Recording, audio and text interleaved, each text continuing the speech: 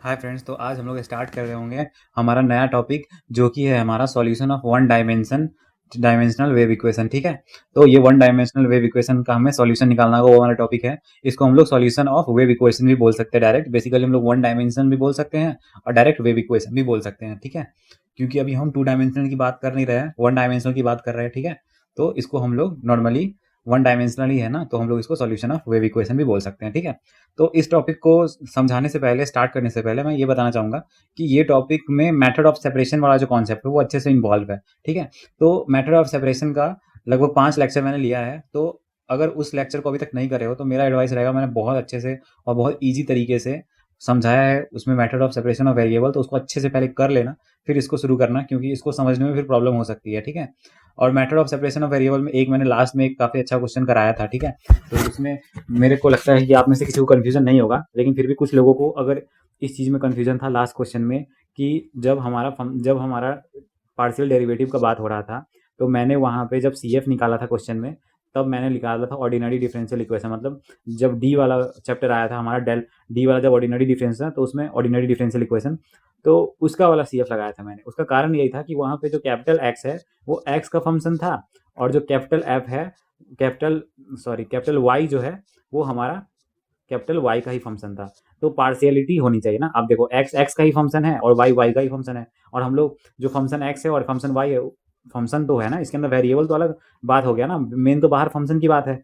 तो बाहर जब फंक्शन की बात है, तो पॉइंट क्या है हमारा यहाँ कि फंक्शन के अंदर जो भी वेरिएबल है वो एक्स एक्स में ही है और वाई के अंदर वाई वाई में ही है। मतलब पार्शियलिटी है नहीं। तो पार्शियलिटी नहीं है तो उसकी जगह पे हम लोग डेल भी यूज़ कर सकते हैं और डेल की जगह डी भी यूज़ कर सकते हैं। तो इस वजह से हमने डी का यूज़ किया, और सी एफ जो था उसमें सॉल्यूशन में हमने सी एफ डी वाले का लिखा। ठीक है, तो अगर ऑर्डिनरी डिफरेंशियल इक्वेशन का सी एफ फाइंड आउट करना ध्यान में नहीं है, तो ऑर्डिनरी डिफरेंशियल इक्वेशन का प्लेलिस्ट ऑप्शन में प्लेलिस्ट मिल जाएगा आप लोगों को, उसमें से जाके 2 या 3 मिनट लगेगा सिर्फ ऑर्डिनरी डिफरेंशियल इक्वेशन की। हाँ, रियल वैल्यू अगर रूट का आता है तो क्या होता है, इमेजिनरी आता है तो क्या होता है।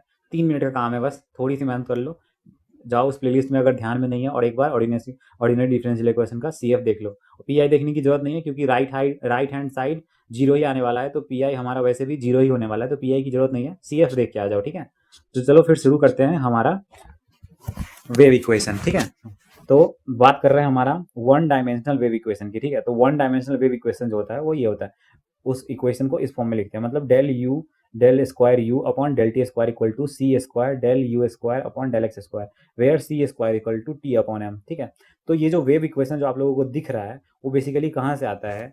अगर मान लो कि आपके पास कोई स्ट्रिंग है, ठीक है, जो एल लेंथ की है, ठीक है, अगर इसको पकड़ के हम ऐसे पीछे खींचे, ठीक है, और इसके बाद हम इसको छोड़ दें, तो जो वाइब्रेशन होता है ना पीरियोडिक मोशन में, ठीक है, तो उस वाइब्रेशन की वजह से हमारे पास ये इक्वेशन हमें मिलता है। ठीक है, तो इसका डेरिवेशन हम लोग नहीं कर रहे होंगे, क्योंकि डेरिवेशन पूछता नहीं है जनरली। तो डेरिवेशन तो हम लोग इसका नहीं समझेंगे ऑब्वियसली, क्योंकि उसका डेरिवेशन काफ़ी लेंदी हो जाएगा।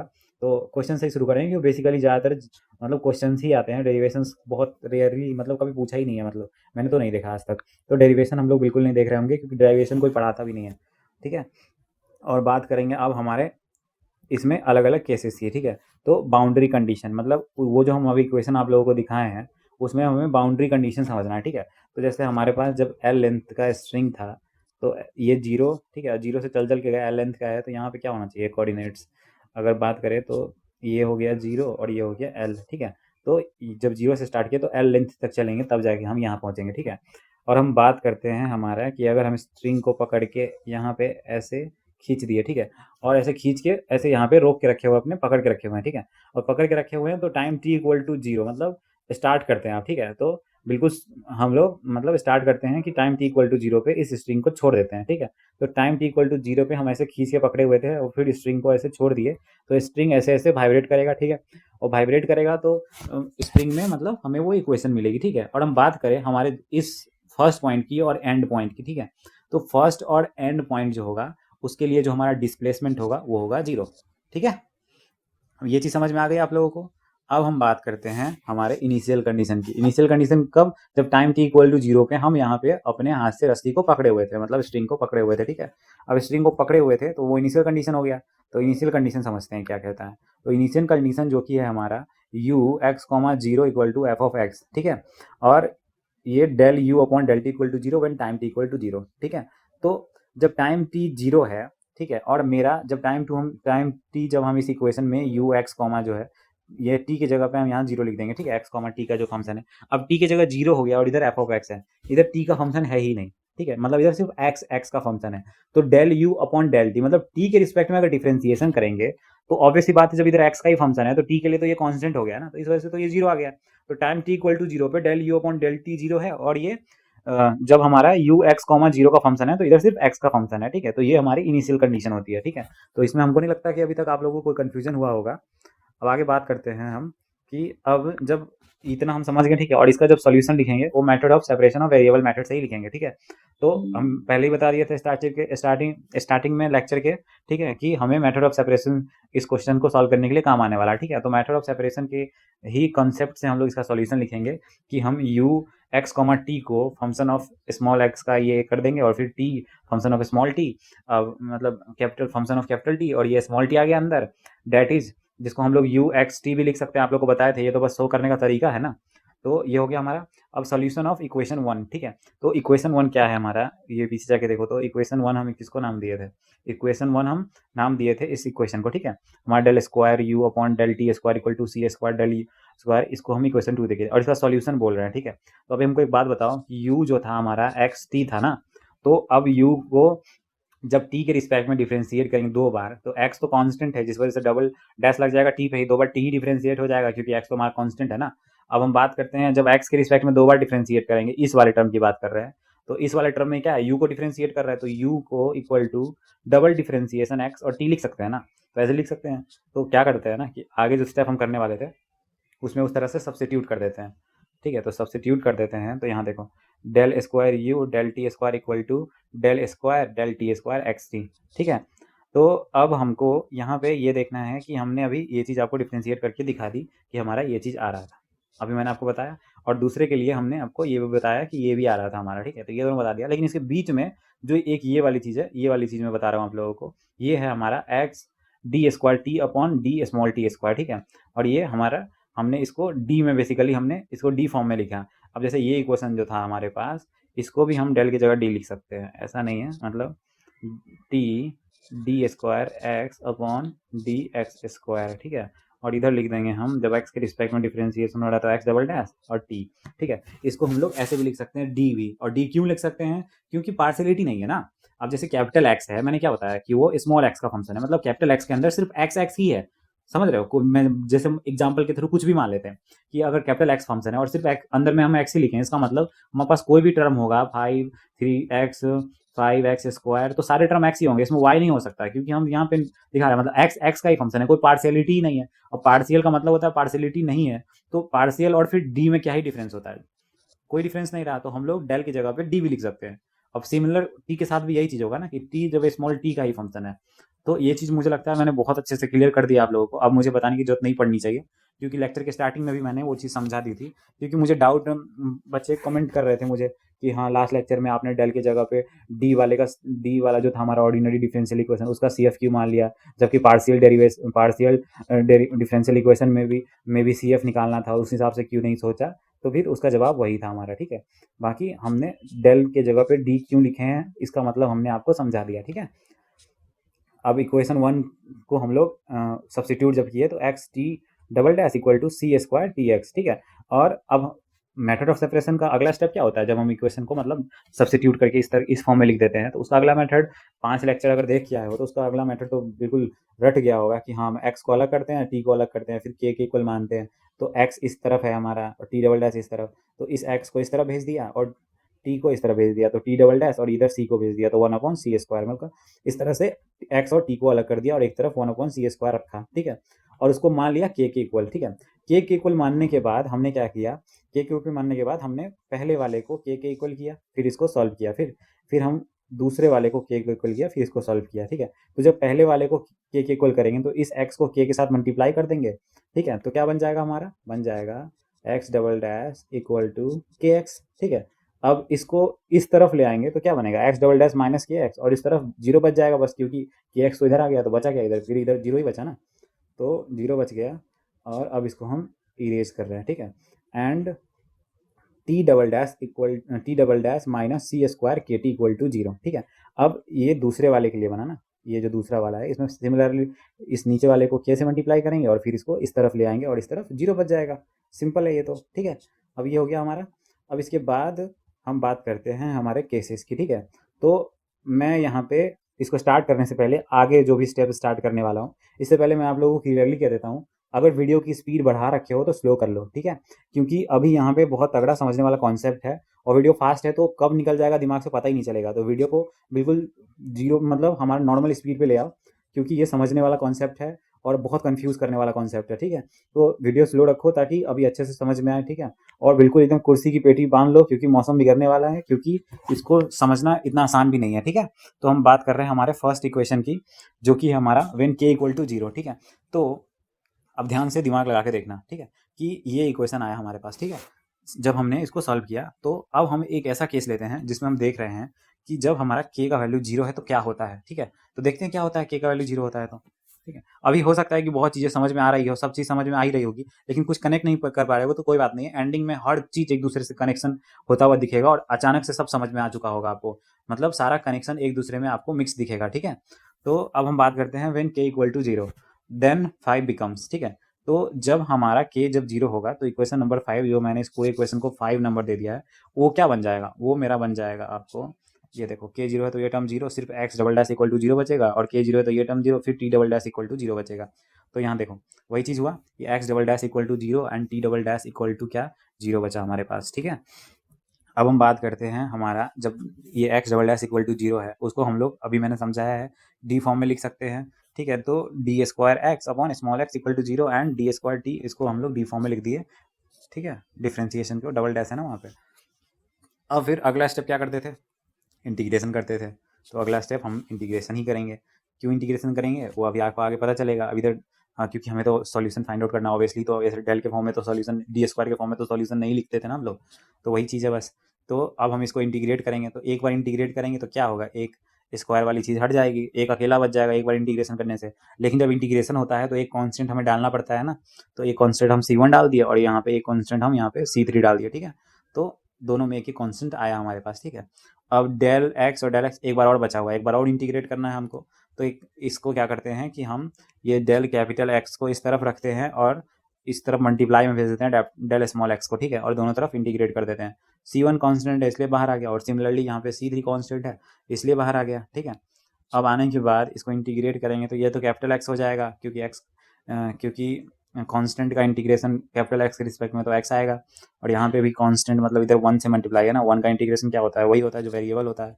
तो हमारा क्या हुआ यहाँ पे, हमारा यहाँ पे एक कांस्टेंट x आ गया और जिसमें ऑलरेडी C1 मल्टीप्लाई में था, और फिर दोबारा इंटीग्रेशन किए हैं तो एक और कांस्टेंट जोड़ना पड़ेगा, क्योंकि इंटीग्रेशन होता है तो एक कांस्टेंट जोड़ना पड़ता है। अब बात करते हैं दूसरे साइड की, तो सिमिलरली इधर t हो जाएगा, इधर स्मॉल t मल्टीप्लाई हो जाएगा C3 के साथ, और इंटीग्रेट किए हैं तो एक और कांस्टेंट जोड़ना पड़ेगा जो कि हमारा C4, ठीक है। और लास्ट में method of separation of variable में सॉल्यूशन कैसे लिखते थे, सॉल्यूशन हम लोग लिखते थे u(xt) equal to C1x plus C2, और ये फिर ब्रैकेट में हमारा, और ये ब्रैकेट में C3t प्लस C4, ठीक है। तो इसको हम लोग इस फॉर्म में लिखते थे, ठीक है। तो ये हमारा छठा इक्वेशन को नाम दे देते हैं, मतलब अगर k हमारा 0 है तो हमें ये सॉल्यूशन मिलेगा, ठीक है। हमें ये सॉल्यूशन मिलेगा किसका, वेव इक्वेशन का, ठीक है। और एक सेकेंड, ये गलती से इरेज हो गया, कोई ना। तो ये हमें सॉल्यूशन मिलेगा जब k इक्वल टू 0 है, ठीक है। अब देखते हैं कि k equal to positive pay क्या मिलेगा, मतलब अभी कुछ फाइनलाइज नहीं, हम लोग बस अलग अलग वैल्यू पे चेक कर रहे हैं कि हमें क्या मिल रहा है, ठीक है।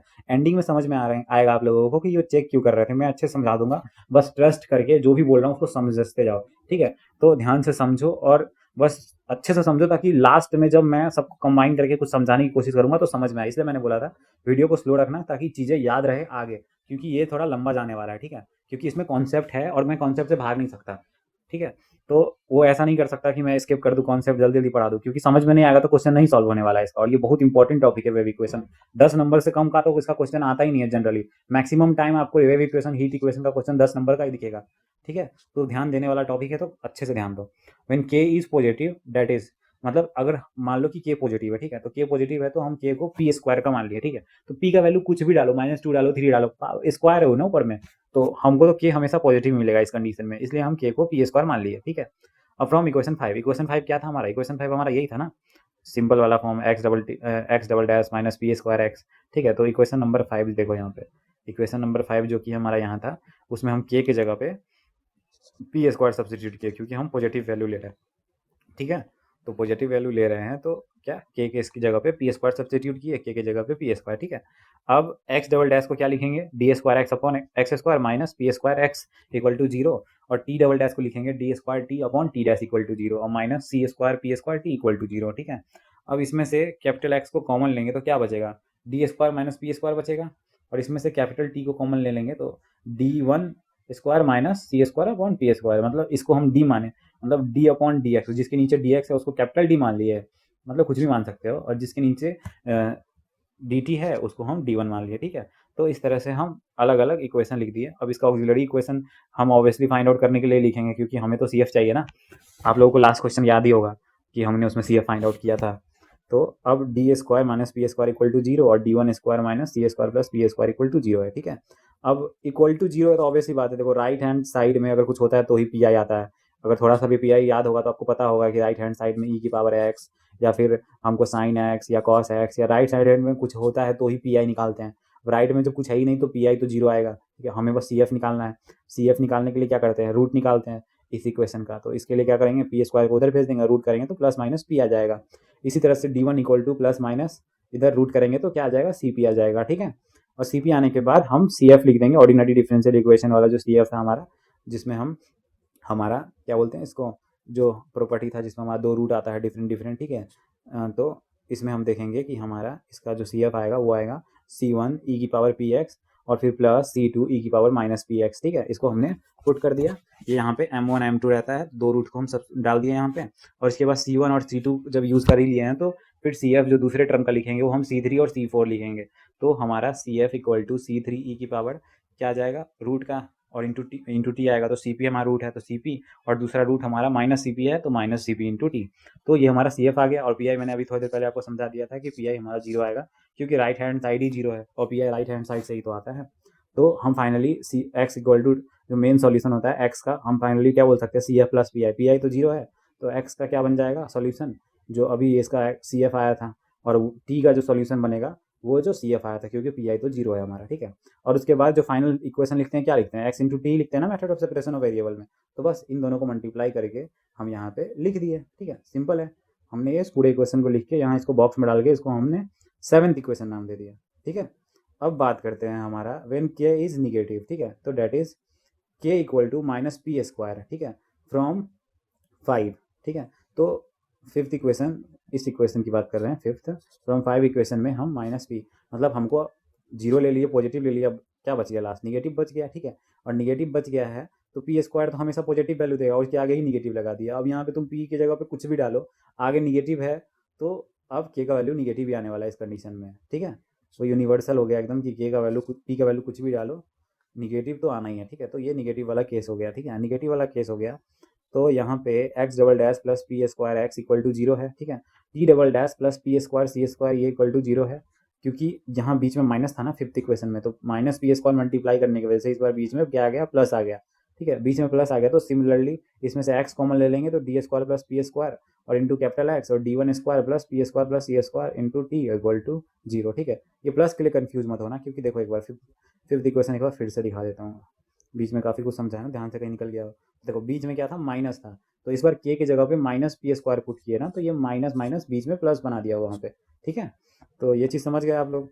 अब हम आते हैं थोड़ा सा डाउन, कहाँ थे हम, हाँ, अब यहाँ पे देखो, अरे कन्फ्यूज़न, हाँ, तो ये रहा हमारा। तो डी स्क्वायर हमारा दूसरी तरफ चला गया, इसमें डी स्क्वायर एक तरफ, इधर माइनस पी स्क्वायर आ गया, तो इधर माइनस पी स्क्वायर आ गया है। तो ये बताओ हमको कि माइनस को, ये जो पी के साथ माइनस है इसको माइनस वन बोल सकते हैं, और माइनस वन को क्या बोल सकते हैं, माइनस वन को आयोटा स्क्वायर बोल सकते हैं। आयोटा स्क्वायर का वैल्यू माइनस वन होता है ना, आयोटा क्या होता है, आयोटा होता है रूट अंडर माइनस वन, और इसका स्क्वायर करेंगे तो क्या चला जाएगा, ये रूट चला जाएगा, स्क्वायर चला, माइनस वन बचेगा। तो आयोटा स्क्वायर का वैल्यू क्या होता है, माइनस वन। तो हम आयोटा स्क्वायर की जगह पे क्या लिख दी, मतलब माइनस की जगह क्या लिख दिया, आयोटा स्क्वायर लिख दिए। अब दोनों के पावर स्क्वायर है, इसका रूट करेंगे तो क्या होगा, दोनों स्क्वायर गायब हो जाएगा, रूट करने की वजह से प्लस माइनस आता है, देखो प्लस माइनस आ गया। अब सिमिलर इसी इसके साथ भी सिमिलर चीज़ होगा, ये हमारा आई है, ठीक है। तो ये माइनस था आगे, तो हम इस यहाँ पे एक आई स्क्वायर मल्टीप्लाई कर दिया, सी स्क्वायर पी स्क्वायर तो पहले ही था, और फिर डी वन था, इसका फिर रूट किए तो रूट करने के बाद सबका स्क्वायर हट गया और आगे प्लस माइनस मल्टीप्लाई हो गया, ठीक है। मल्टीप्लाई होने के बाद इमेजिनरी रूट जब आता है, ठीक है, इमेजिनरी और डिफरेंट रूट हो गया ना हमारा, ऐसा नहीं कि सेम हो गया, इमेजिनरी और डिफरेंट है, तो उसके लिए हम क्या लिखते हैं, हम लिखते हैं C1 cos px plus C2 sin px, और CF के लिए लिखेंगे C3 cos क्या है यहाँ पे CP और फिर प्लस C4 sin CP, ठीक है, ये लिखेंगे। तो ऊपर वाला हमारा CF एक तो ऐसा निकला था, ठीक है, और नीचे वाला जो हमारा CF है एक वो ऐसा निकला है, ठीक है। अब ये हो गया, ठीक है। CF अगर ध्यान में नहीं है, इमेजिनरी रियल, बस 3 CF देखना होता है। मैंने फिर आपको कहना चाहूँगा कि अगर CF में अभी भी कन्फ्यूजन लग रहा है, सिंपल सा काम करना है, आपको प्लेलिस्ट ऑप्शन में जाना है, ऑर्डिनरी डिफरेंशियल इक्वेशन के अंदर आप बस स्क्रॉल करोगे नीचे में आपको CF का एक अलग सा लेक्चर मिल जाएगा, फाइंड CF का। 3 मिनट का काम है, बस 3 मिनट में आपको CF का सारा पता चल जाएगा फार्मूला, ठीक है। बहुत ही आसान है, इसमें कुछ भी ऐसा भयंकर कॉन्सेप्ट नहीं है, ठीक है। और हम बात करते हैं हमारा एक्स की, ठीक है। तो पी तो 0 होगा क्योंकि राइट हैंड साइड 0 है। CF लिख देंगे एक्स का वैल्यू डायरेक्ट, और यहाँ पे टी का वैल्यू की बात करें तो पी तो 0 हो गया क्योंकि राइट हैंड साइड में 0 है, और CF को डायरेक्ट लिख देंगे तो हमारा एक्स और टी आ गया, ठीक है। अब हम बात करते हैं हमारे इक्वेशन की। Then u x comma t equal to x t, ठीक है। अब ये हमारा यहाँ पे क्या है, यू का वैल्यू है, ठीक है। तो यू का value u x comma t equal to, ठीक है। तो एक्स यहाँ पे आ गया हमारे पास और टी यहाँ पे आ गया, और क्या है वो CF ही है बेसिकली, एक्स और टी। तो पहला जो CF निकाले थे उसको लिख दिया, और दूसरा जो CF निकाले थे उसको लिख दिया, और उसको मल्टीप्लाई कर दिया, तो हमारे पास निगेटिव के लिए ये इक्वेशन बनेगा, ठीक है। अब आते हैं पॉइंट पे कि हम इन तीनों को क्यों देख रहे थे, ठीक है। तो देखो, पीरियोडिक फंक्शन आप लोग सब जानते हो, पीरियोडिक फंक्शन जो एक टाइम इंटरवल में बार बार रिपीट करता है, और सबसे अच्छा एग्जांपल हम कोई ले सकते हैं पीरियोडिक फंक्शन का, तो वो ले सकते हैं साइन एक्स कॉस एक्स, ठीक है। तो साइन एक्स का ग्राफ कुछ ऐसा होता है, ठीक है। और देखो ये पॉइंट से ये पॉइंट देख लो, इसके बाद सेम इंटरवल पे ये रिपीट होता है, ठीक है। तो इस इतना लाइन फिर यहाँ से शुरू हुआ, जैसे यहाँ पे शुरू हुआ, सेम रिपीट हो रहा है, ठीक है। तो पीरियोडिक फंक्शन वो जो बिल्कुल कंटिन्यूसली ऐसे इस तरह से रिपीट होता है सेम इंटरवल पे, ठीक है। तो सेम इंटरवल पे रिपीट होता है, उसको पीरियोडिक फंक्शन बोलते हैं। और जो हमारा जो स्ट्रिंग था, स्ट्रिंग को जब पकड़ के ऐसे खींचे थे, ठीक है, पकड़ के ऐसे पीछे तान दिए, एकदम तीर होता है ना, तीर में जो वो होता है उसको पकड़ के ऐसे बिना तीर के ऐसे इसको धागे को पकड़ के पीछे खींच लिए और इसको छोड़ दिए, तो यहाँ पे आगे हल्का वाइब्रेशन होगा ना। तो वाइब्रेशन जो होता है वो पीरियोडिक में होता है, ठीक है। बेसिकली सबसे अच्छा वाइब्रेशन पीरियोडिक में ही माना जाता है, ठीक है। तो पीरियोडिक में क्या साइन और कॉस ऑब्वियसली ट्रिग्नोमेट्रिक फंक्शन है, उसमें उससे अच्छा पीरियोडिक क्या ही हो सकता है। तो हम अगर पीछे जाएं, ठीक है, अगर हम बैक जाते हैं तो 7th इक्वेशन आया है, इसमें तुमको कहीं पे भी साइन कॉस या कोई भी तुमको ट्रिग्नोमेट्रिक फंक्शन नहीं दिख रहा है जो ऐसा पीरियोडिक हो, ठीक है। और इससे पीछे जाते हैं तो हमारा इसमें भी तुमको कोई भी ऐसा साइन कॉस वाला टर्म नहीं दिख रहा है। हमें बेस्ट अगर किसी का से सॉल्यूशन मिला है वो के का वैल्यू निगेटिव लेके मिला है, क्योंकि भाई इसके अंदर तो साइन कॉस तो भरे पड़े हैं इस इक्वेशन के अंदर, ठीक है। तो इसको हम मानेंगे सबसे बेस्ट, मतलब कहते हैं ना बेस्ट फॉर कंसिस्टेंट सॉल्यूशन, मतलब सबसे अच्छा सॉल्यूशन के लिए ये बेस्ट होगा। तो अभी हम सबसे इसी को लेके चलेंगे, मतलब 8th वाली इक्वेशन को ले चलेंगे। अगर हमें वेव इक्वेशन को सॉल्व करना है, ठीक है, उसका आंसर लाना है, तो बेसिकली हम इस इक्वेशन को लेकर चल रहे होंगे, ठीक है। मैक्सिमम टाइम उसको इग्नोर करेंगे उन दोनों इक्वेशन को, ठीक है। अब कंडीशंस पे आते हैं हम लोग। हमने तो के का वैल्यू अलग अलग डाल के चेक कर लिया है। अब हम बात करते हैं हमारा बाउंड्री कंडीशन में क्या वैल्यू आएगा और इनिशियल कंडीशन में क्या वैल्यू आएगा, ठीक है। तो बाउंड्री कंडीशन मैंने आपको स्टार्टिंग में जब इंट्रोडक्शन दे रहा था तो बाउंड्री का समझाया था कि हमारा कोई स्ट्रिंग है जिसमें लास्ट का 2 पॉइंट है, ठीक है। अभी जैसे स्ट्रिंग को पीछे खींचे तो इन दोनों पॉइंट में तो कभी कोई चेंज नहीं आने वाला है, जिस वजह से इन दोनों पॉइंट का तो हमेशा डिस्प्लेसमेंट 0 ही होने वाला है, ठीक है। मैंने आपको ये बात बताया था। तो यहाँ पे x इक्वल टू क्या है, यहाँ पे x इक्वल टू 0, ठीक है, इन इक्वेशन 8, ठीक है। तो बाउंड्री कंडीशन लगा रहे हैं, तो इक्वेशन 8 में हम x इक्वल टू 0 करेंगे, फिर 9 का मतलब दोनों तो एक ही थाली के चट्टे बट्टे हैं ना, दोनों तो एक ही जैसा है, बस एक एंड पे दोनों पॉइंट वर्क तो एक ही जैसा करेगा ना, क्योंकि दोनों तो एंड पॉइंट ही है ना, इसके साथ जो हो रहा होगा वही इसके साथ हो रहा होगा, ठीक है। तो फिर हम यूज़ 9 मतलब फिर इस 9th इक्वेशन को यूज़ करेंगे, ठीक है। इन दोनों इक्वेशन को, मतलब 9th की बात कर रहे हैं तो ये दोनों 9th के अंदर आ गए, इसलिए मैंने यहाँ पे एक लाइनिंग दे दी है कि 9th वाला इक्वेशन ये दोनों है, ठीक है, क्योंकि दोनों का मतलब सेम ही बात है, तो दोनों को डाल के एक बार चेक करना होगा वैल्यू को पुट करके, ठीक है। अब हम बात करते हैं इक्वेशन 8 में हम क्या करेंगे, पहले x इक्वल टू 0 पुट करेंगे, ठीक है। तो इक्वेशन 8 है हमारा जो ऊपर अभी आया है हमारे पास, क्योंकि मैंने आपको बताया कि ये बेस्ट है तो इसको ही लेके हम लोग आगे बढ़ेंगे, ठीक है। तो हम x इक्वल टू 0 पुट करते हैं इसमें, ठीक है। तो इसमें जब x इक्वल टू 0 पुट करेंगे तो cos 0 क्या होता है, 1 होता है, और sin 0 0 होता है।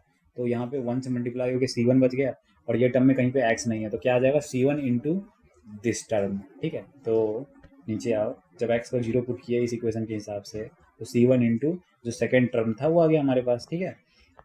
अब C1 इक्वल टू 0।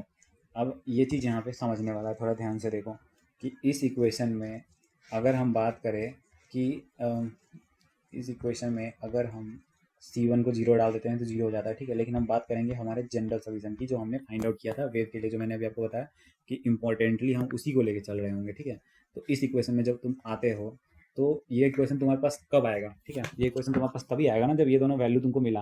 अब इसमें से एक का वैल्यू हम ऐसे बोलते हैं कि इसके साथ ये पूरा का पूरा 0 हो गया, दूसरा वाला टर्म, ठीक है, और 0 के साथ मल्टीप्लाई करते हैं, तो कभी हमारे पास वेव इक्वेशन आता ही नहीं ना, कभी वेव इक्वेशन नहीं आता। तो जब हमारा बात हो रहा है कि जब ये C1 into this equal to 0 है, ठीक है, तो अगर हम इस सेकेंड वाले टर्म को, पूरे टर्म को बोलते हैं कि इन दोनों में से ये 0 रहा होगा इसलिए यहाँ पे 0 आया है, तो ये तो गलत बात हो जाएगी, क्योंकि यही तो टर्म है सेकेंड वाला। ये इसको अगर 0 बोल दिए नीचे, यहाँ पे इसके नीचे जो अभी हमने सॉल्व किया है, इसको 0 बोल दिए, तो ये हमारा u कभी x, ये चीज़ तो कभी आ ही नहीं पाता, इसका वैल्यू तो 0 आता, कोई सॉल्यूशन ही नहीं होता। लेकिन अगर हम C1 को 0 बोलते हैं, ठीक है, तो देखो क्या होता है। अगर हम C1 को 0 बोलते हैं तो ये वाला टर्म तो 0 हो जाएगा, लेकिन यहाँ तो कोई C1 नहीं है ना, मतलब C1 को 0 बोलने के बाद भी हमारे पास u x, t माइनस वाले कंडीशन में एग्जिस्ट करेगा। तो हमारे लिए क्या होगा, अगर हमें चाहते हैं कि सॉल्यूशन आए हमारा वेव का, तो हम C1 को 0 बोलेंगे और इसको बोलेंगे ये तो बिल्कुल नॉट इक्वल टू 0 ही होगा, क्योंकि इसको 0 को इक्वल कर दिया तो हमें सॉल्यूशन मिलने वाला तो है नहीं, ठीक है। ये हो गया हमारा। अब हम बात करते हैं यूजिंग इन 8, ठीक है, इक्वेशन 8 की, ठीक है। अब 8 इक्वेशन में आते हैं हम, ठीक है, और इसको यूज़ करते हैं हम दूसरे वाले को, क्योंकि पहला वाला तो निपट गया। अब दूसरे वाले की बात करें L, T, ठीक है, तो L, T को यूज़ करते हैं 8th इक्वेशन में, ठीक है। अब हमारे पास C2Px आ गया। तो अब हमको यहाँ पे ये समझना है कि मैंने यहाँ पे C2 sin Px क्यों लिखा, क्योंकि अब हम यहाँ पे C1 का वैल्यू जनरल सॉल्यूशन में पुट करके यहाँ पे बस लिख दिए, ठीक है। अब जनरल सॉल्यूशन जो कि हमारा, क्योंकि इनिशियल का तो बात हो गया, रस्सी है यहाँ से 0 से चल के आ रहा है, वेल पे जा रहा है, ठीक है, तो इनिशियल का तो बात हो गया, इनिशियल का तो हमें मिल गया इस कंडीशन में। इस मतलब जो जो पॉइंट ऊपर नीचे नहीं हो रहा, जिसमें कोई डिस्प्लेसमेंट नहीं हो रहा, उसका इक्वेशन हमें मिल गया, ठीक है। उसका इक्वेशन जिसमें कोई डिस्प्लेसमेंट नहीं हो रहा, उसका इक्वेशन हमें यहाँ पे मिल गया, ठीक है। अब वहाँ पे मिल गया है तो जिसमें हमें C1 का वैल्यू 0 पता चला है, C1 का वैल्यू 0 होगा तो ऐसा कुछ होगा, ये वाला पॉइंट आएगा इनिशियल पॉइंट।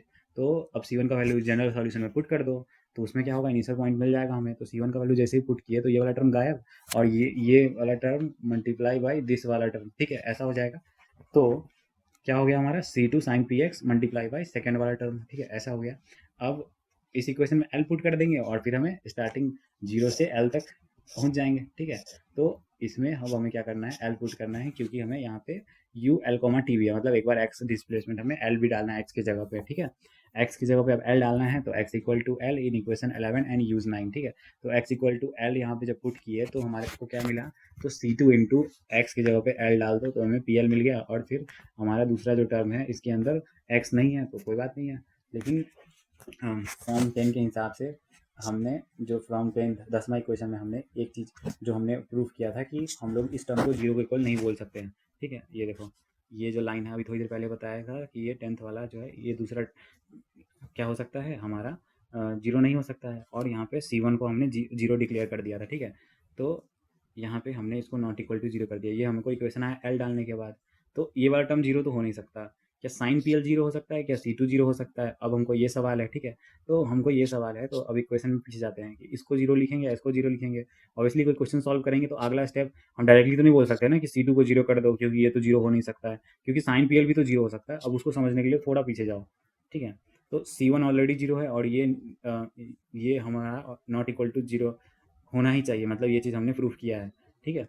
तो C1 ऑलरेडी 0 है तो ये वाला टर्म गायब, ठीक है, और ये नॉट इक्वल टू 0 होना चाहिए, तो इसको तो हम 0 बोल ही नहीं सकते हैं। अब रह गया ये वाला टर्म, इसको अगर हम C2 को 0 बोल सकते हैं अब, लेकिन अगर हम C2 को 0 बोल दिए, ऑलरेडी C1 0 है और C2 को भी 0 बोल दिया, तो ये क्या हो गया, ये पूरा टर्म 0 हो गया। मतलब क्या हुआ, ये पूरा 0 इससे मल्टीप्लाई हो गया। मिला क्या फाइनली हमको, मिला तो हमको 0 ही ना, हमको मिला तो 0 ही।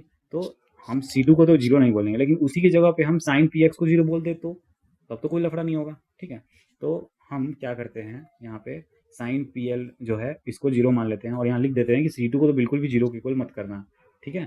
तो साइन PL को जब 0 करेंगे तो क्या होगा, साइन PL इक्वल टू 0। अब हम सब जानते हैं कि साइन n पाई, मतलब साइन 1 मतलब पाई हो या 2 पाई हो या 3 पाई हो, वो हमको वैल्यू हमेशा 0 ही देता है साइन। अगर साइन के मतलब, क्योंकि जो ग्राफ होता है ना, ये जो पॉइंट होते हैं जो बिल्कुल एक्स इक्वल, ये सारे पॉइंट तो जीरो वाले होते हैं ना एक्स में, मतलब वाई में, तो ये जीरो वाले होते हैं और ये माइनस, मतलब ये वन वाले होते हैं और नीचे माइनस वन वाले होते हैं।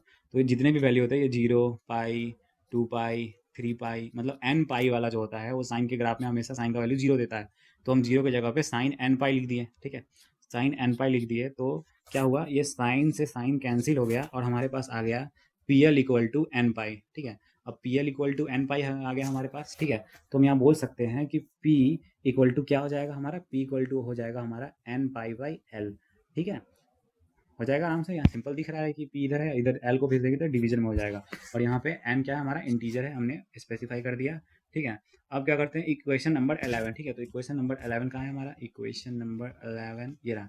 तो इक्वेशन नंबर 11 जो है इसके अंदर हम अब क्या करेंगे, अब हम पी का वैल्यू सब्स्टिट्यूट कर देंगे, ठीक है, इक्वेशन नंबर 11 में, क्योंकि इसी में पुट किए थे ना एल, तो इसलिए इक्वेशन नंबर एन में हम एल इसी में पुट किए थे ना, तो अब एल पुट करने के बाद ही तो हमको पी का वैल्यू मिला है, तो हम अब पी का वैल्यू इसमें सब्स्टिट्यूट करेंगे, ठीक है। तो ध्यान से, इसलिए मैं कह रहा था समझना है क्योंकि इसमें काफ़ी कुछ समझने वाला है।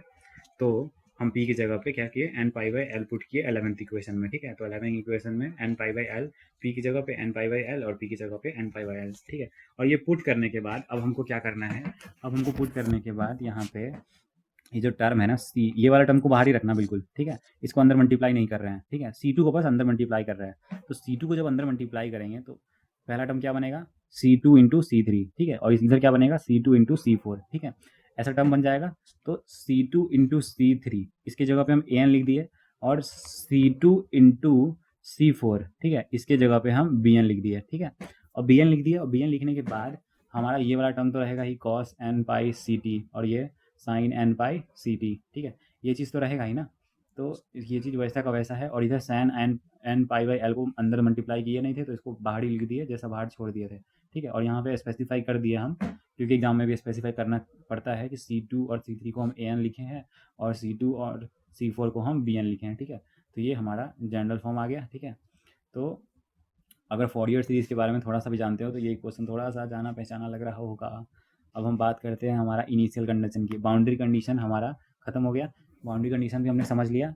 अब आ गए हम इनिशियल कंडीशन के ऊपर, ठीक है। तो इनिशियल कंडीशन क्या कहता है हमसे कि हमारा u x comma zero equal to f of x, ठीक है। किसी को ये वीडियो फास्ट लग रही हो आज तो कोई दिक्कत नहीं है, थोड़ा सा स्लो भी कर सकते हो वीडियो को, समझना है ना। एक बार समझ लोगे तो फिर दोबारा समझने की जरूरत नहीं पड़ती। एक बार मैथ की कोई कॉन्सेप्ट दिमाग में आ जाती है ना तो वो लाइफ टाइम के लिए समझो आ जाती है। फिर भूल भी गए ना तो फिर फास्ट में भी अगर वीडियो को देखोगे ना तो वही चीज़ वापस से आप लोगों को याद आ जाएगी, ठीक है। तो अगर नहीं समझ रहा ना कुछ, लग रहा है कि हाँ काफ़ी कुछ एक एक ही वीडियो में समझने को, क्योंकि भाई इंट्रोडक्टरी ही लेक्चर, मतलब कॉन्सेप्ट ही इतना लंबा है कि एक एक चीज़ इंट्रोडक्टरी लेक्चर में, अब इंट्रोडक्टरी लेक्चर को मैं पार्ट बाई पार्ट नहीं बांट सकता हूँ ना।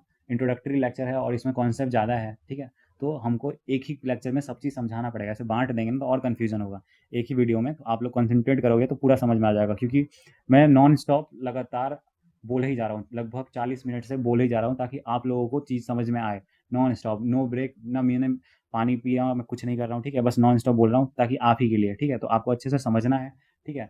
और मेरे हार्ड वर्क को सपोर्ट करने के लिए मैं आप लोगों को बस इतना ही कहता हूँ कि बस आप लोगों को सब्सक्राइब करके रखना है, बस मुझे इससे ज़्यादा कुछ नहीं चाहिए मुझे, ठीक है। लाइक, अगर आपको पसंद आता है कि हाँ यार बहुत अच्छा पढ़ा दिया बंदे ने, तो आप लाइक करो, शेयर करो, कमेंट करो, वो आपकी भावना है, आप करो। अगर आप वीडियो वॉच कर रहे हो तो सब्सक्राइब तो बनता है, ठीक है, क्योंकि यार बहुत मेहनत करना पड़ता है, क्योंकि एडिटिंग वगैरह, फिर हमें बहुत सब टाइटल्स ट्रैक, मतलब बहुत कुछ देखना पड़ता है हमें, यूट्यूब पे भी अपलोड करना है, अच्छी इंटरनेट स्पीड, एक परफेक्शन चाहिए होता है चीज़ों को करने के लिए। यूट्यूब के अंदर इतने अच्छे से पढ़ाना, एक एक चीज़ समझाना, तो इतने हार्ड वर्क के लिए एक सब्सक्राइब बटन तो बनता है, ठीक है। अगर बिना सब्सक्राइब किए अगर पढ़ रहे हो तो बस अपने दिल से अपनी खुशी से सब्सक्राइब कर दो, बाकी मर्जी आपकी है। मैं कभी फोर्स नहीं करता किसी चीज़ के लिए कि ये नहीं करो ही करो। मैं कौन सा पैसे ले रहा हूँ कि सब्सक्राइब करोगे तभी वीडियो देख पाओगे, ठीक है। ऑल थिंग्स आर फ्री, ठीक है। तो हम बात करते हैं हमारे इनिशियल कंडीशन की, ठीक है। बीच में थोड़ा ब्रेक की ज़रूरत थी, अभी 40 मिनट से समझा ही जा रहा हूँ, तो अभी बीच में थोड़ा सा मैं इधर उधर की बातें कर दिया, थोड़ा प्रमोशन कर लिया अपना। अब वापस पॉइंट पे आते हैं, इनिशियल कंडीशन, ठीक है। तो इनिशियल कंडीशन क्या था, याद करो। इनिशियल कंडीशन जो था हमारा, मैंने आपको बताया था कि कोई मेरा स्ट्रिंग है और इसको ऐसे, इस स्ट्रिंग को ऐसे खींच के पीछे ले गए और ऐसे पकड़ लिए, और time t equal to zero पे इसको स्ट्रिंग को छोड़ दिए तो वाइब्रेट होने लग गया। तो time t equal to zero मतलब इनिशियल कंडीशन। तो क्या करेंगे इस बार हम यहाँ पे, एक्स तो एक्स रहेगा लेकिन time t equal to zero वाला केस आ गया, ठीक है। तो टाइम टी इक्वल, अब टी वाला टर्म ही जीरो है तो फिर क्या बचा इधर, फंक्शन ऑफ एक्स, एक्स का ही कोई फंक्शन बच गया, ठीक है। और अब जब टी के रिस्पेक्ट में डिफरेंशिएट करेंगे तो इधर तो एक्स वाला टर्म है तो वो तो कांस्टेंट हो जाएगा, तो जीरो आ जाएगा, और at time t equal to zero, तो समझ में आएगी आपको। ठीक है, तो जो हमारा इक्वेशन नंबर 12 था जो स्टार्टिंग में, जिसमें हम बाउंड्री कंडीशन जब स्टार्ट किए थे, क्योंकि पीछे जाते हैं पहले, फिर समझ में आएगा आप लोग को। अब देखो हमारा इक्वेशन नंबर 12, ठीक है, इक्वेशन नंबर सॉरी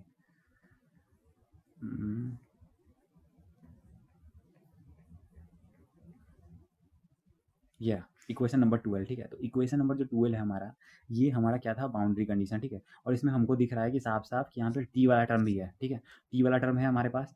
तो टी वाला टर्म है तो यहाँ पे, क्योंकि ये देखो इसको हम क्या लिखे हैं यहाँ पे, इसको एक्स कॉमा टी लिखे हैं ना, तो यहाँ पे t equal to zero put कर सकते हैं, और एक्स तो पहले से ही रहेगा, हमको तो वैल्यू से मतलब है ना।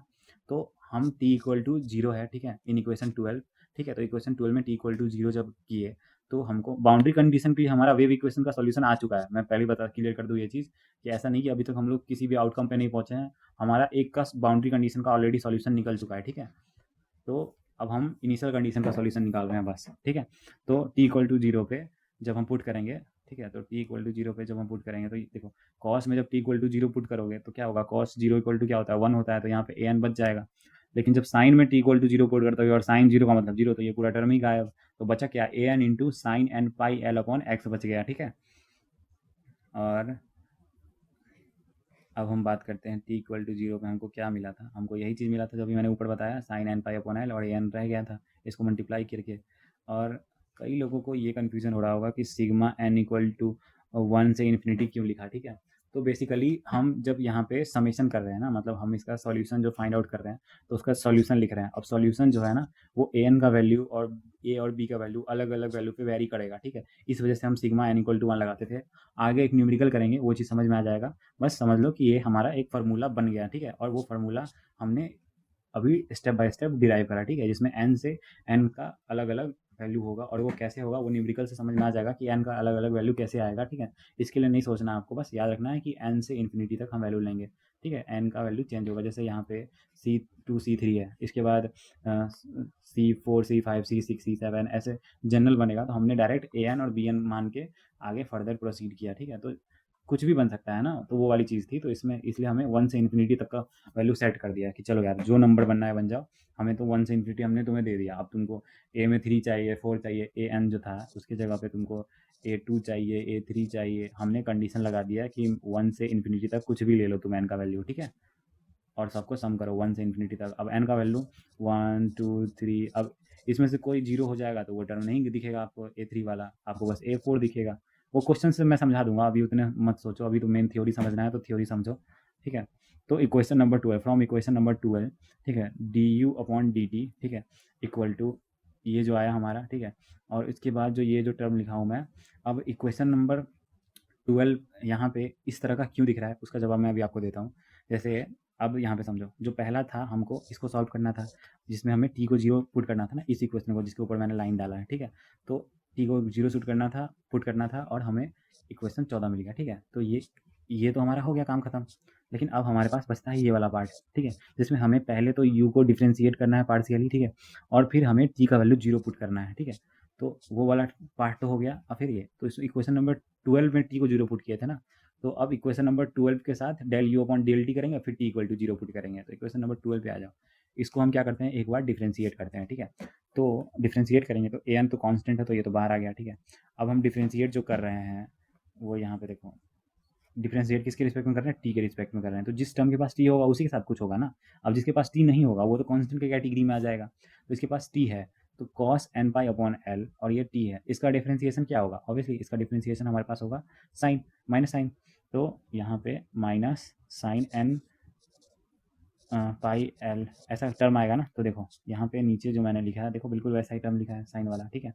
और जब डिफ्रेंशिएट किए हैं तो जो कांस्टेंट के साथ जैसे साइन 2x का डिफ्रेंशिएट करते हो तो कॉस 2x थोड़ी लिख देते हो, अंदर में जो टर्म होता है उसको भी तो देखना होता है ना। तो x तो डिफ्रेंशिएशन 1 हो जाएगा तो बाहर 2 मल्टीप्लाई हो जाएगा। तो वही चीज़ कि वहाँ पे x था, यहाँ पे t है, तो t के साथ जो भी है वो बाहर मल्टीप्लाई होगा चेन रूल से। अब उसी तरह से दूसरा टर्म क्या था हमारा, दूसरा टर्म था हमारा साइन, और साइन का डिफ्रेंशिएशन क्या होता है, कॉस होता है, और टी हमारा वेरिएबल है, और टी के साथ जो होगा उसी को ना मल्टीप्लाई करेंगे सामने। तो टी के साथ जो है उसको हम सामने सॉरी टी के साथ जो है उसको हम सामने मल्टीप्लाई किया और साइन का डिफरेंशिएशन तो कॉस आता ही है। और बाहर क्या था, बाहर जो टर्म था हमारा वो था sine n pi upon l into x था। अब sine n pi l x upon l जो था उसमें तो टी जैसा कोई टर्म नहीं था, तो उसको कांस्टेंट हो गया ना वो, तो उसको एज इट इज लिख दिया क्योंकि कांस्टेंट के साथ तो कोई छेड़खानी नहीं, ठीक है। तो ये हो गया। अब डिफ्रेंशिएट करने के बाद क्या करना था हमें, at t equal to zero पर चेक करना था। तो put t equal to zero, ये जो इक्वेशन अभी तुम्हारे पास दिख रहा है इसमें टी को जीरो पुट कर दो। तो पहला इक्वेशन देखो, पहले में अगर टी को जीरो पुट कर दोगे तो साइन जीरो तो जीरो ही आता है ना, तो उसकी वजह से तो ये पूरा टर्म ही जीरो हो गया, ए एन वाला, ये टर्म खत्म। अब जब कॉस में t equal to zero put करोगे, क्योंकि इसमें टी इक्वल टू जीरो दिख रहा है, तो ये तो पूरा जीरो हो गया ये वाला टर्म, ठीक है। तो ये टर्म जीरो हो गया, तो हमको ये बताओ कॉस जीरो क्या होता है, वन होता है। तो ये कॉस वाला टर्म तो जीरो हो गया, मतलब वन हो गया, तो वन इंटू बी एन और वन इंटू एन पाई सी अपॉन एल, तो b N into N pi सी अपॉन एल आ गया। और इस टर्म में हमारे पास ऐसा कहीं पे भी टी नहीं है, ठीक है। तो टी नहीं है तो पुट ही नहीं हुआ टी ना, टी तो डायरेक्ट यहाँ पे सब्सटीट्यूट हो जाएगा sign n pi x upon l, और ये इक्वेशन नंबर 15 हो गया हमारा, ठीक है। अब हम बात करते हैं फॉर्म 13 की, ठीक है। तो b n equal to zero, ठीक है। अब b n equal to zero क्यों लिखा इसको मैं समझाता हूँ आपको। यहाँ पे ऐसा क्यों लिखा मैंने b n equal to zero, तो यहाँ पे ये समझने का है कि ये समझो पहले कि ये इक्वल टू जीरो क्यों लिखा। क्योंकि इसलिए यहाँ पे ये जो सिग्मा वाला वैल्यू है इधर जीरो क्यों है, जब टी का वैल्यू जीरो पुट करना था ना, तो लेफ्ट हैंड साइड में जीरो क्यों आया, उसको इसको समझने के लिए ये देखना होगा कि del u upon del t क्या है हमारा, जीरो है ना। तो जब हम del u upon del t निकाले, हाँ देखो del u upon del t जब हम निकाले तो इसका वैल्यू जीरो था, ठीक है। तो इन सब छोटी छोटी चीज़ों पे हमें ध्यान देना है, ठीक है। तो del u upon del t zero है, तो हमने ये जीरो इक्वल टू ये वाला इक्वेशन था, इसमें टी पुट किया तो हमें जीरो मिल गया, ठीक है। अब समझने वाली बात यहाँ पे ये है कि बी एन को जीरो लिखे, क्योंकि हम इसको जीरो नहीं लिख सकते हैं, sign n pi x upon L को जीरो नहीं लिख सकते हैं। क्यों नहीं लिख सकते हैं, क्योंकि हम जाते हैं फिर से इक्वेशन नंबर 2n पे, ठीक है। तो sign n pi x upon L को अगर हम जीरो लिख दिए तो उससे क्या हो गया, पूरा का पूरा टर्म अगर जीरो से मल्टीप्लाई होगा तो फिर क्या कुछ सोल्यूशन बचेगा ही नहीं। लेकिन हम उसी की जगह पे बी एन को जीरो लिख सकते हैं, क्योंकि बी एन को जीरो लिखने के बावजूद भी हमारे पास सोल्यूशन बचेगा, ठीक है। तो हम यहाँ पे बी एन को जीरो लिखे, ठीक है। सिंपल सा दिमाग है, सी एन इसको आप जीरो लिख के देखोगे आपको खुद ही ट्वेल्थ नंबर का इक्वेशन जो जनरल इक्वेशन वो आपको पूरा का पूरा जीरो होते हुए दिखेगा। तो जीरो होते हुए दिखेगा तो फिर ये सब करने का कुछ सब मतलब ही नहीं बनता ना, इसका मतलब ये तो कोई हालत में जीरो नहीं हो सकता है। और दूसरा टर्म बचता हमारे पास ये बी एन वाला, तो ऑब्वियसली हम बी एन को ही जीरो मानेंगे, तो बी एन हमारा जीरो हो गया फॉर ऑल एन, मतलब एन की किसी भी वैल्यू के लिए बी एन जीरो, ठीक है। अब यूजिंग इन इक्वेशन नंबर 12, अब बी एन जीरो है ना, तो जनरल वाला जो इक्वेशन है उसी में ना बाद में पुट करते हैं वैल्यू, अब तक तो वही करते आ रहे हैं। तो बस हम बी एन में जाएंगे और जीरो पुट कर देंगे बी एन को, तो बी एन को जीरो पुट करते ही ये वाला टर्म बस गायब होगा, बाकी सारे टर्म रहेंगे a n cos n pi upon l और into sine n pi upon l into x, मतलब इतना टर्म तो बच गया ना। तो जैसे ही हमने बी एन को पुट करा, हमारा sigma n equal to one से इन्फिनिटी और a n cos n pi c t upon l और sine n pi x upon l, ठीक है। ये हमारा फाइनल सॉल्यूशन आता है हमारा वन डायमेंशनल वेव इक्वेशन का। फाइनली आप लोग खुश हो जाओ कि आप लोगों को वेव इक्वेशन समझ में आ चुका है। और सच तो ये है कि कॉन्सेप्ट समझ में आ गया, क्वेश्चन से ज़्यादा आसान कुछ नहीं है फिर, मतलब इतना देर झेल लिए तुम, एक एक चीज़ समझ लिए तुम लंबे टाइम तक, ठीक है। तो बस यही कॉन्सेप्ट जो समझना था, और न्यूमेरिकल में कुछ बचा ही नहीं है फिर, मतलब मेन समझ लो कि तुम 80% न्यूमेरिकल ही सीख गए थ्योरी से, समझ रहे हो। मतलब आगे जो मैं क्वेश्चन कराऊंगा वो 2-3 मिनट 4 मिनट का, भाई पूरे यूट्यूब पे कहीं ढूंढ लो, इस तरह से किसी ने नहीं पढ़ाया होगा। तुम पढ़ने जाओ किसी भी चैनल से जाओ, भाई समझना मुश्किल हो जाएगा। सब इतना फास्ट पढ़ा के निकल गया ना, और मुझे इतना ये कंफ्यूजिंग वाला टॉपिक लगा कि मुझे लगा कि भाई नहीं है, इतना आसान समझना है ही नहीं, चाहे तो ट्राई करके देख लो, ठीक है। तो इतना टाइम देके मैंने समझा है, इसका कारण यही है कि आगे के लेक्चर्स बहुत छोटे छोटे बनेंगे न्यूमेरिकल के, क्योंकि मेन जो पार्ट था 80% हम मैंने एज ए इंट्रोडक्शन लेक्चर में ही क्वेश्चन का समझा चुका है, ठीक है आप लोगों को। अब हम बात करते हैं कि इसमें जब बात ए एन की वैल्यू की होगी, तो हम ए एन की value where a n equal to two upon l integration zero comma l, ये एज अ फार्मूला आप लोग याद रख लेना कि ए एन का वैल्यू हमें फाइंड आउट करना है, तो इस फार्मूला से फाइंड आउट करना होगा। बाकी किसी ने लैपलेस पढ़ा है, मतलब लैपलेस बोल रहा हूँ सॉरी, फोरियर ट्रांसफॉर्म पढ़ा है अभी तक, थोड़ा सा भी कोई आइडिया हो उसको पता होगा कि ये एन का वैल्यू कैसे आया है यहाँ पे, ठीक है। बाकी नहीं पता है अभी तक, तो इन फ्यूचर तो अभी पढ़ना ही है हमें फोरियर ट्रांसफॉर्म, कोई बात नहीं है। अभी के लिए ध्यान रख लो कि ए एन का वैल्यू इस इक्वेशन के लिए क्या होगा, बाकी ये हमारा फाइनल आंसर है, ठीक है। तो आज के लिए इतना ही, थैंक यू। अगर वीडियो अच्छा लगा हो तो वीडियो को लाइक करना, और फिर अगले क्लास में मिलते हैं। आज के लिए इतना ही, thank you once again, bye bye.